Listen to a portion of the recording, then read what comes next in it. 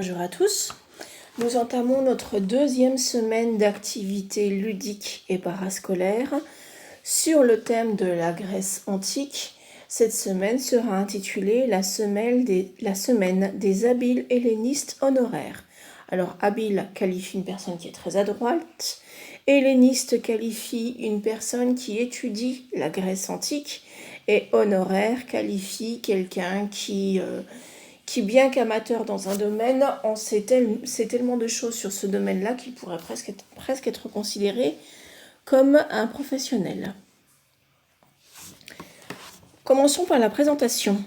Celle que l'on surnomme le berceau des civilisations, c'est-à-dire la Grèce antique, voit son histoire débuter vers 2700 avant Jésus-Christ, donc en fait ça veut dire 4700 ans, et se situe sur le pourtour de la mer Égée.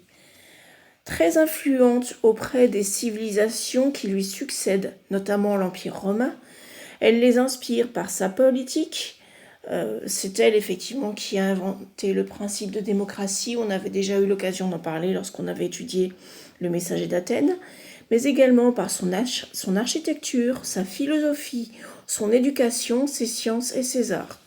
La Grèce antique s'étend jusqu'en Anatolie, à l'est, c'est-à-dire en l'actuelle Turquie, en Sicile, au nord de l'Égypte, au sud de la Gaule c'est la France actuelle, au nord de la péninsule ibérique. Alors, vous en avez également dans le sud de l'Italie.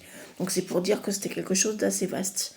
Son âge d'or prend fin avec la conquête par la République romaine lors de la bataille d'Actium. Alors la bataille d'Actium, c'était en 31 avant Jésus-Christ.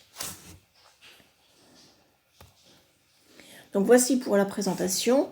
Une première activité, vous aurez à placer sur cette carte, donc qui reprend en fait les cités grecques pendant la période antique. Vous allez devoir placer sur cette carte tous les termes que je vous ai proposés dans l'énoncé. Alors, vous avez le mont Olympe, Athènes, la mer Égée, Phocée, Élis, Delphes, Olympie et la mer Méditerranée. Donc vous avez, attention, une montagne, le mont Olympe, vous avez deux mers, la mer Égée et la mer Méditerranée. Il ne faudra pas les placer au même endroit. Et puis vous avez donc Athènes, Phocée, Élis, Delphes et Olympie pour les cités.